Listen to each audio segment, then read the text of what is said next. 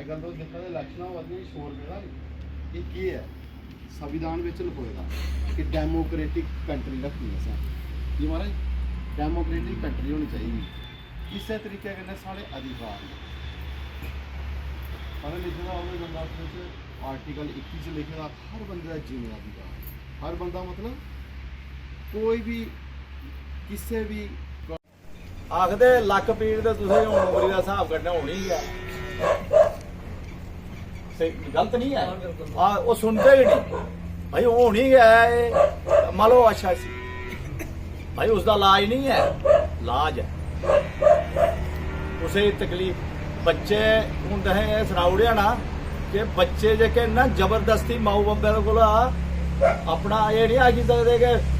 अज तो अस उंदे पुत्तर आ ते असें इंदी प्रापर्टी पर जबरदस्ती हक जताना नहीं जताई सकदे जिन्ने चिर माँ बाप लिखिए नहीं दिंदा इन्ने चिर नहीं वो लेई सकदा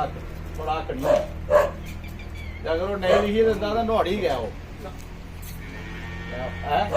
अजकल और दूआ ये भी है एक नुहाड़े पर केस भी लगी सकदा अगर माऊ बब्बे कोला इयां असां पेंशन लैने नी ते जां ते साढ़ा घंटी हून अस कमजोर होई गे इक ने जेह्का तगड़ा उन्नै घंटी दबानी बोला कापी दे ताई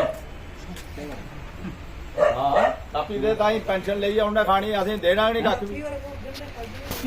वो भाई आनी ना पेंशन ते आउंदी बैंक च ते आउनी नी पेंशन ये भी आई इस प्रावधान तो तुस ये भी कुसै अग्गें पिच्छे आह्ले भी सनाई सकदे अग्गें पिच्छे हैं ते हून मेरे ख्याल कुछ पिछलियां सरकारां कुछ नवीं सरकारां बड़ा किश कीता हून इन्हें सनाया। मैं Sanjeet Baboria advocate panel lawyer district legal services authority Udhampur आपकी जानकारी के लिए मैं ये बताना चाहता हूँ कि आज जो है टिकरी ज़िला में डिस्ट्रिक्ट लीगल सर्विसेज अथॉरिटी के ऑनरेबल सेक्रेटरी व सब जज श्री अजय शर्मा जी के दिशा निर्देश के ऊपर नेशनल लीगल सर्विसेज अथॉरिटी की तरफ से जो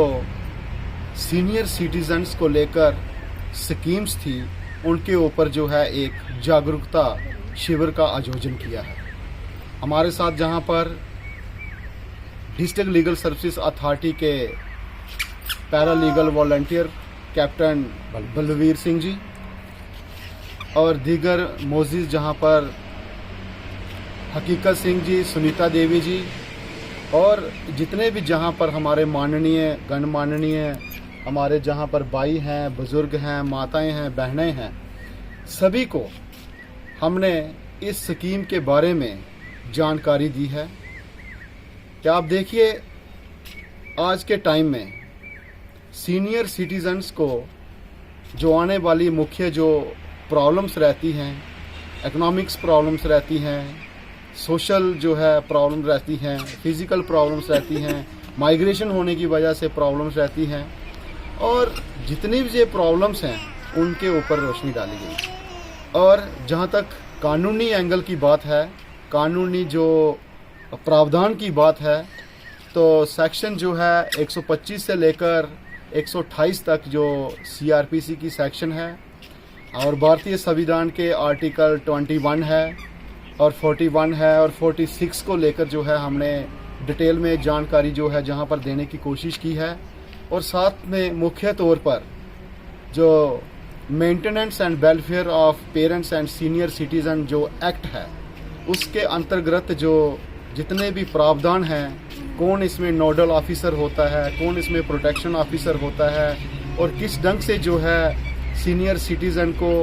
जब भी कोई मेंटेनेंस की बात आई, जहां उसकी प्रॉपर्टी की मेंटेनेंस की बात आती है, तो किस ढंग से जो है सोशल वेलफेयर डिपार्टमेंट के पास अप्रोच किया जा सकता है और जिसको जो है असिस्टेंट कमिश्नर रेवेन्यू जो है उसको बात को सुनता है और किस ढंग से जो है ओल्ड एज होम जो हैं वो मेंटेन किए जाते हैं। आपकी जानकारी के लिए मैं ये बताना चाहता हूँ, अगर कोई भी शख्स NGO बनाता है जहाँ उसके पास ऑलरेडी NGO है, वो बुज़ुर्गों के लिए कोई ओल्ड एज होम खोलना चाहता है, जहाँ डे केयर जो है सेंटर खोलना चाहता है, जहाँ मोबाइल जो है मेडिकेयर जो है यूनिट चलाना चाहता है, तो ऐसे प्रोजेक्ट को लेकर जो है गवर्नमेंट जो है 90% जो है फंड्स जो है प्रोवाइड करती है और आज की ज़रूरत भी है। और मैं सभी लोगों से ये कहना चाहूँगा कि नेशनल लीगल सर्विसेज अथॉरिटी की जो सीनियर सिटीज़न स्कीम्स हैं उनको